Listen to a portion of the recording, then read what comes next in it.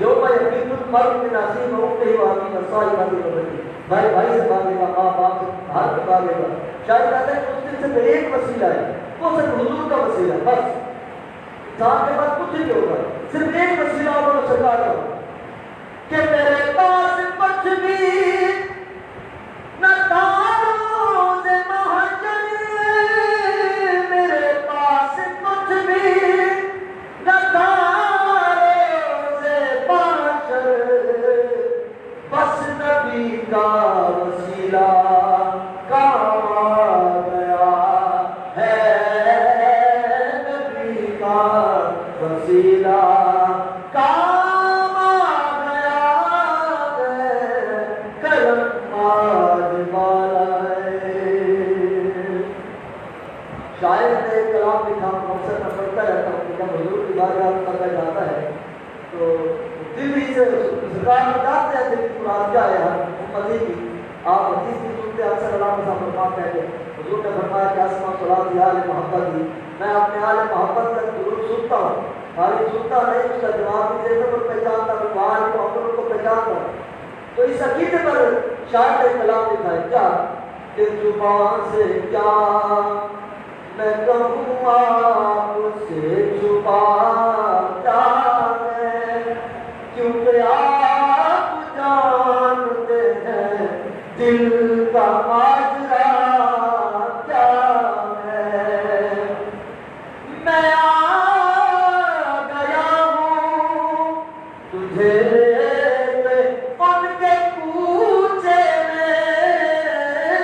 میں آ گیا ہوں تجھے لے کے ان کے کوچے اے میرے دل تم بتاؤ چاہتا کیا ہے، اے میرے دل تجھے دنیا میں اکثر کسی جگہ حضور صلی اللہ علیہ وسلم کا روضہ اقدس کعبۃ اللہ ہے، اعلیٰ حضرت سے پوچھا گیا کہ کعبہ افضل ہے یا مدینہ افضل ہے؟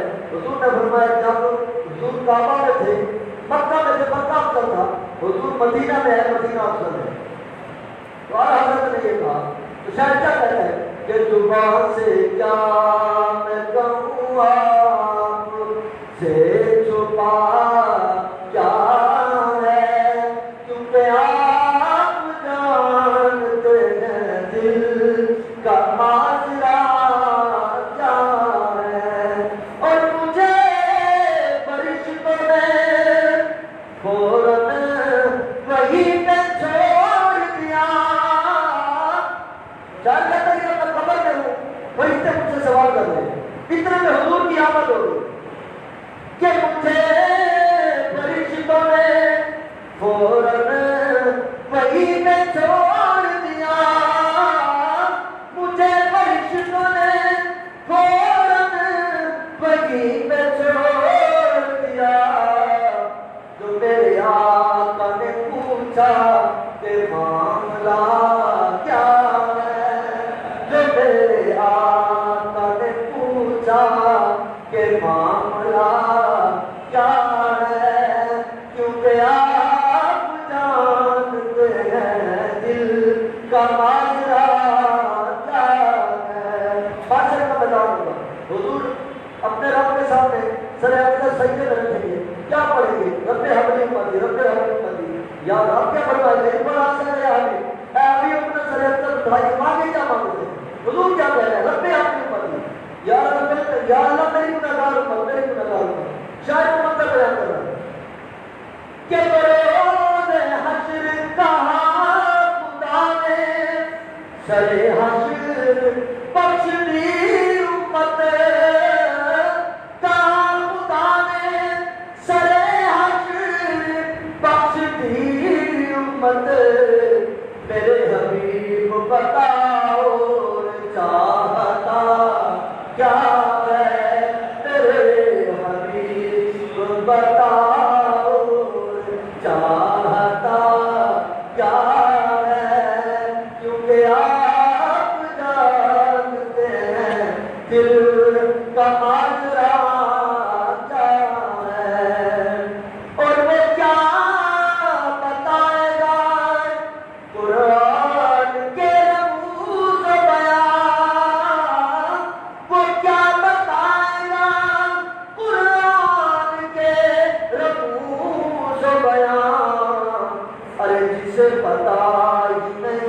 شان مصطفیٰ کیا ہے، کیونکہ آپ جانتے ہیں دل کا ماجرا کیا ہے، اور سنا کے نیزے پہ قرآن حسین کے سر نے، سنایا نیزے پہ قرآن حسین کے سر نے، یزید سوچ میں تم تھا کہ پھر بتا کیا ہے، یزید سوچ میں تم تھا کہ پھر بتا کیا ہے، آپ جانتے ہیں دل کا ماجرا کیا ہے۔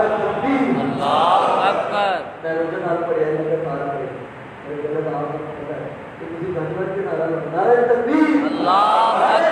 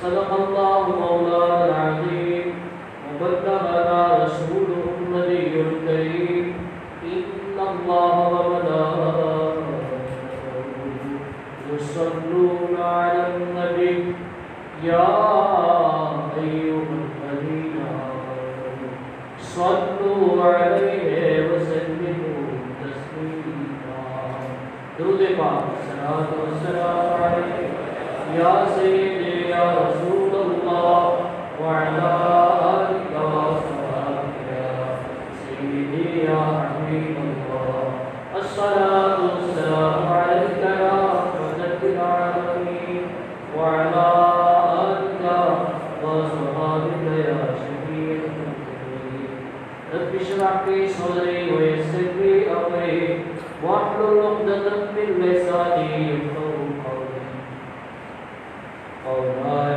صل وسلم دائما ابدا على حبيبك خير الخلق كلهم محمد سيد الكونين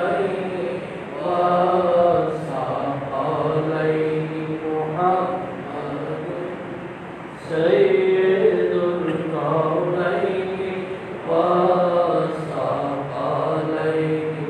والفريقين من عرب ومن عجم مولاي صل وسلم دائما ابدا على حبيبك خير الخلق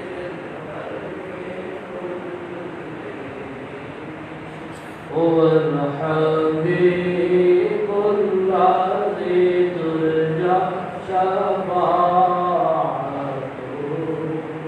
هو الحبيب الذي ترجى شفاعته لكل حول من الأعالي مغرب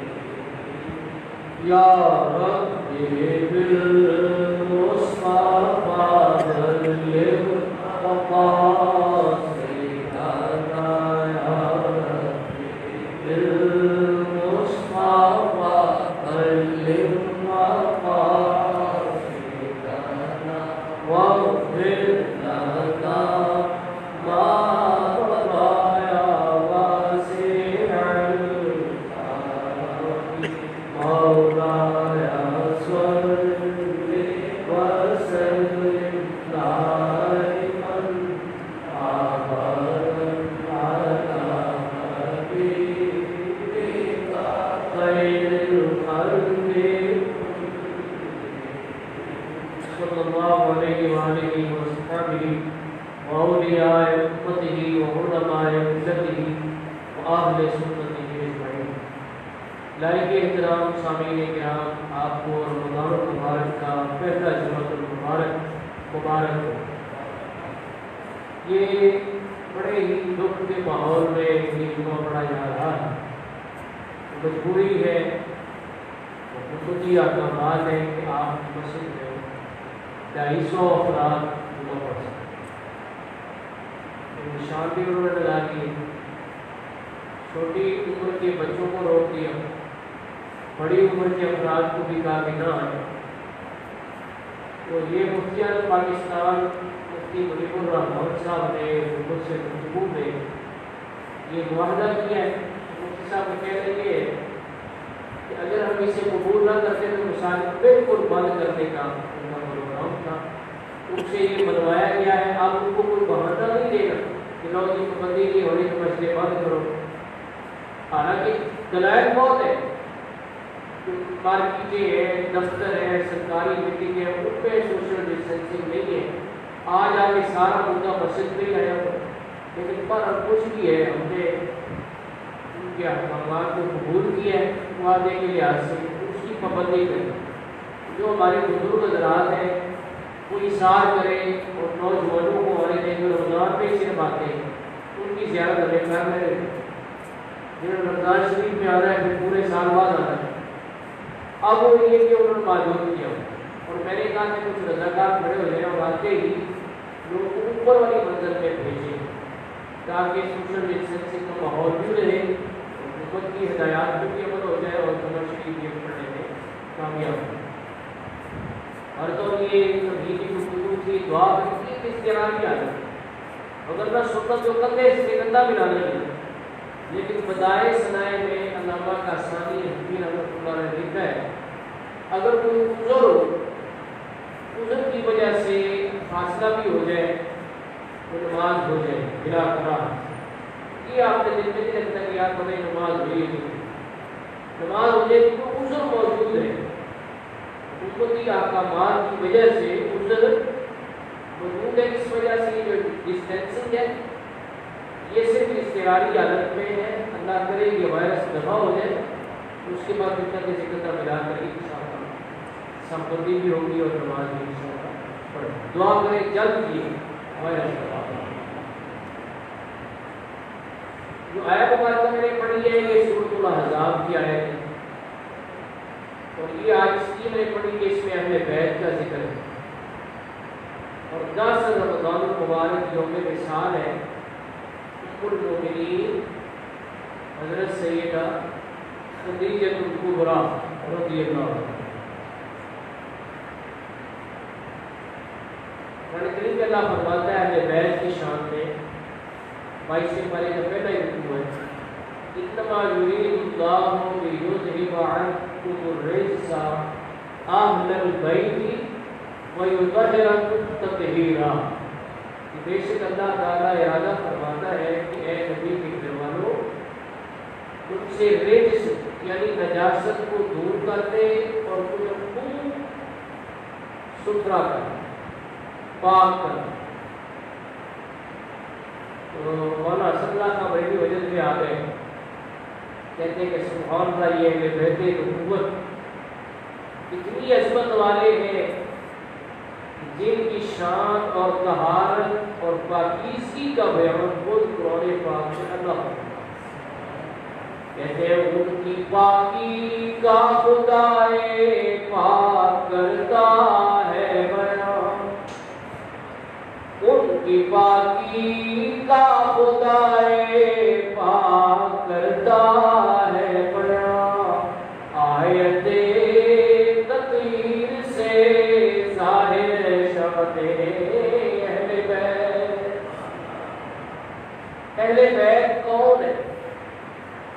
یاد رکھیں یہ آیت مبارکہ جہاں پر ہے اس کا سیاق و سباق یعنی آگے اور پیچھے دیکھیں وہ سارا موضوع بیان ہو رہا ہے ازواج مطہرات کا، نبی کریم صلی اللہ علیہ وسلم کی بیوی۔ کچھ لوگوں کو یہ شبہ ہے یہ اہل بیت میں شامل نہیں، ان کو میں ایک پریکٹیکل بتایا کرتا ہوں کہ اگر تم اہل بیت کا مطلب بیویاں نہیں لیتے، اولاد صرف لیتے ہو، تو پریکٹیکل کرو۔ ابھی جمعے کے بعد گھر جاؤ اور اپنی وائف سے کہو کہ تم میری گھر والی نہیں، پھر دیکھو کیا ہوگا۔ جو ہوگا نا وہ ہمیشہ کے لیے ذہن نشین ہو جائے گا کہ پہلے بیت سے مراد کیا ہو۔ تو بیویاں پہلے گھر والی ہوتی پھر آگے گھر چلتا ہے۔ تو یہ کچھ کم فہم لوگوں کو شبہ ہوا کہ یہ ازواج النبی داخل نہیں ہے اہل بیت میں۔ قرآن کو پڑھو، قرآن میں جہاں بھی یہ آیت آئی ہے، آیت تطہیر، تو سارا ذکر ہی اہل بیت ازواج المطہرات کا ہے۔ اور آیت شروع اس طرح ہو رہی ہے، یا نساء النبی لستن کاحد من النساء، اے نبی کی بیویوں تم اور عورتوں کی طرح نہیں ہو۔ یا تو شیطان کی چکل میں پھنس کر کچھ لوگوں نے یہ تک کہہ دیا نبی ہماری طرح ہے، بے ادبوں کو یہ نہیں پتا نبی سے جو جوڑ گیا اس کی طرح نہیں کوئی ہو سکتا، نبی کے برابر کون ہو سکتا ہے۔ ازواج النبی کی نسبت جڑی نا ان سے، تو اللہ نے بتایا کہ نسبت میرے حبیب سے ہو گئی ہے، اب تم اور عورتوں کی طرح نہیں۔ تو جب ازواج النبی کی یہ شان ہے تو خود نبی پاک کی شان کیا ہو؟ سب سے اولا و اعلیٰ، سب سے بالا و والا، خلق سے اولیاء، اولیاء سے رسول اور رسولوں سے اعلیٰ۔ تو یہ موضوع میں نے کلیئر کیا کہ اس سے مراد کیا ہے، ازواج نبی صلی اللہ علیہ وسلم۔ اگلی بات کہ سب سے پہلی بیوی ہے حضرت خدیجہ الکبریٰ جو مادر فاطمہ ہے، سوائے حضرت ابراہیم بن رسول اللہ جو مریم قبطیہ کے بطن سے ہوئے تھے، اس کے علاوہ حضور کی تمام اولاد حضرت خدیجہ الکبریٰ کے بطن سے ہوئی۔ یہ شرف ان کو حاصل ہے۔ اور سب سے پہلی بیوی ہے حضور کی جو عمر 40 سال کی بیوہ، حضور نے بیوہ سے ماحول میں، جبکہ بیوہ سے شادی کو بائی سے آر سمجھا جاتا تھا، حضور نے شادی کر کے بتایا کہ بیوہ کوئی اچھوت نہیں، خاص طور پہ یہ ہندو معاشرے میں بیوہ کو منحوس سمجھا جاتا ہے کہ یہ اپنے شوہر کو کھا گئی ہے۔ اس وجہ سے ان کا یہ عقیدہ تھا کہ وہ ستی کرتے تھے نا مرنے والے کو، تو شوہر کے ساتھ بیوی کو بھی آپ لگا دیتے ہیں۔ اور ابھی بھی یہ ان دنوں جب پرانے وقت ان دنوں بھی فار اور ریاض میں انڈیا میں یہ ہوتا ہے کہ مرد مرتا ہے تو اس کی بیوی کو بھی جلانا ہے۔ یہ جو اسلام ہے کتنا عزت دیتا ہے مرنے کے بعد، بہت سبحان اللہ، رات رات اپنا گلوں پہ اٹھا جنازہ پڑھا ادب سے کرنا، یہ تو اسلام ہے۔ بڑا اعلیٰ حضرت کو سلام پیش کرتے ہیں، کہتے ہیں سیا ماں پہلی ماں کا پہ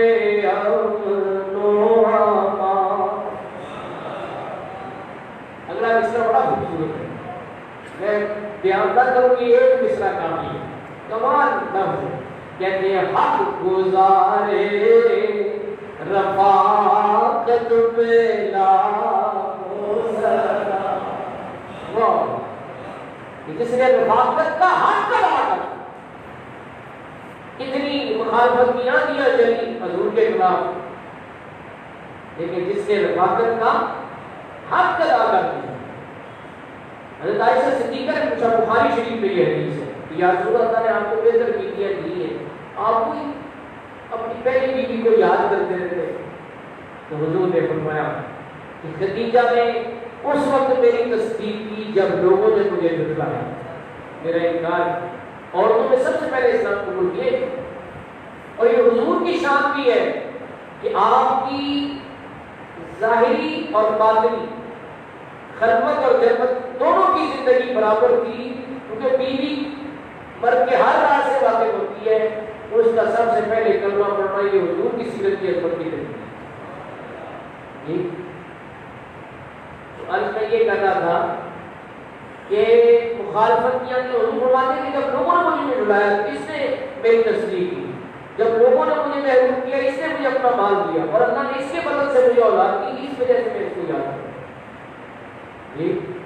اور کس طرح یاد کیا کہ ان کے وصال کے بعد جانور ذبح ہوتا، گوشت بنتا، تو آپ حضرت خدیجہ کی رشتے داروں کو سہیلیوں تک کو گوشت پہ، اس سے ہمیں سبق ہے کہ ہمارے عزیز و اقارب تعلق ہے اس کو قائم رکھیں، ان کی روح خوش ہوتی ہے۔ والد صاحب کا کوئی دوست ہے، والدہ کی کوئی سہیلی ہے، محبت کا سلسلہ رکھ کے تو ان کی روح خوش ہوگی قبل۔ اس وجہ سے حضور صلی اللہ علیہ وسلم سارے ثواب کے طور پر جو کھانا بھیجتے تو حضرت خدیجہ کی سہیلیوں کو فوقیت دیتی، اچھی روٹی پک جاتی تو آپ فرماتے سے خدیجہ کی طرف سے خیرات کریں، لیکن بعد میں بھی آپ نے اتنا یاد رکھا حضرت خدیجہ شان کے اثر بھی حضرت جبریل حاضر ہوئے، عرض کی یا رسول اللہ یہ خدیجہ ہے تو ان کو اللہ کا سلام بھی کہیں اور میرا سلام بھی کہیں، اللہ کا سلام بھی کہے اور میرا سلام بھی کہہ دیں، اور ان کو بتائیں کہ اللہ نے ان کے لیے جنت میں ایک محل تیار کیا ہے جو موتی سے بنا ہوا ہے، قصب موتی کو کہتے ہیں، اس سے بنا ہے، اس میں کوئی شور نہیں ہے، پرسکون وہ محل ان کے لیے تیار کیا گیا ہے۔ یہ خوشخبری ان کو دے دی، یہ بخاری میں حدیث ہے۔ اب امام احمد رضا محدث بریلی کی قادر کلامی دیکھو، انہوں نے یہ پورا حدیث کا یہ حصہ ہی اپنے اسلام کی زینت بنایا، کہتے ہیں منزل من قصب لا صخب لا نصب، کہ موتی سے بنا ہوا محل جس میں شور بھی نہیں ہے اور کوئی کام کاج کی تھکاوٹ بھی نہیں ہے، بہت سکون، یہ محل ہے حضرت خدیجہ کے لیے۔ ان تکلیفوں کا صرف وہ کفار کی مخالفت حضور کی وجہ سے ان کو بھی ہوئی، انہوں نے برداشت کیا، حالانکہ بڑا مقام تھا عرب میں، ان کا طاہرہ ایک کا لقب تھا دور جہالت میں، مالدار تھی، صاحب ثروت تھی، اونچے حسب نسب والی تھی، لیکن حضور کے ساتھ وفا کی۔ تو کہتے ہیں منزل من قصب لا صخب لا نصب، ایسے کوشت کی زینت پہ لاکھوں سلام۔ یہ قادر الکلامی ہے کہ حدیث شریف کا پورا جملہ ہی سلام کا حصہ بنا ہے، اس کو اردو شاعری کی اصطلاح میں سند اقتباس کہتے ہیں، ٹھیک ہے۔ آگے جو سلام آیا نا آپ کو اللہ کی طرف سے، اس کا بھی ذکر کر دیا اعلیٰ حضرت نے اپنے سلام، اس میں آپ بھی کوشش کریں شامل ہو، اللہ کی سنت ادا ہو جائے کہ اللہ بھی حضرت خدیجہ کو سلام فرمائے، جبریل فرمائے، تو ہم کیوں نہ کریں، ہم بھی کریں نا، ٹھیک ہے نا۔ کہتے ہیں عرش سے جس پہ تسلیم نازل ہوئی، عرش سے جس پہ تسلیم نازل ہوئی، اس سرائے سلامت پہ لاکھوں سلام۔ واہ کیا کمال ہے حضرت خدیجہ الکبریٰ رضی اللہ عنہ۔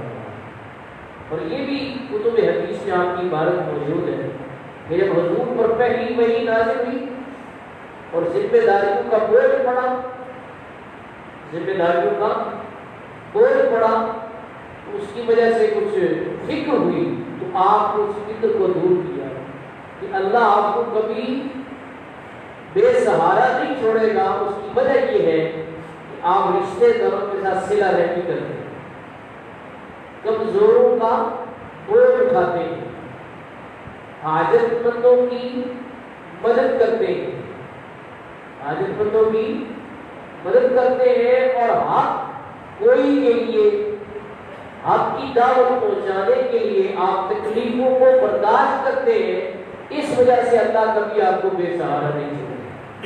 یہ حضرت خدیجہ الکبریٰ کے الفاظ میں جس میں انہوں نے تسلی دی کہ آپ گھبرائے نہیں، اتنا بڑا کام آپ کے جو ذمہ لگا ہے تو آپ انشاءاللہ اس کو کر گزر گی۔ یہ پہلی وحی کے نزول کے بعد کی بات ہے جو حضرت خدیجہ الکبریٰ نے کہی۔ اس حدیث کو لے کر محدثین نے بڑا خوبصورت تبصرہ کیا، کہتے ہیں یہ اوصاف جو بندہ اپنے اندر پیدا کر لے، کون سے؟ عاجز بندوں کی مدد کرے، کمزوروں کا بوجھ اٹھائے، رشتے داروں سے صلہ رحمی کرے، حق کی راہ میں آنے والی تکلیفوں کو خندہ پیشانی سے برداشت کرے۔ جس میں یہ اوصاف پیدا ہو کے اللہ اسے کبھی بے سہارا نہیں چھوڑے۔ یہ اصول ہے، محدثین نے اس حدیث کے تحت یہ لکھا۔ تو اللہ تبارک و تعالیٰ سے دعا ہے حضرت خدیجہ الکبریٰ رضی اللہ تعالیٰ عنہا ان کی قبر اطہر پہ کروڑوں رحمتیں نازل فرمائے اور ان کے صدقے میں ہماری مغفرت فرمائے۔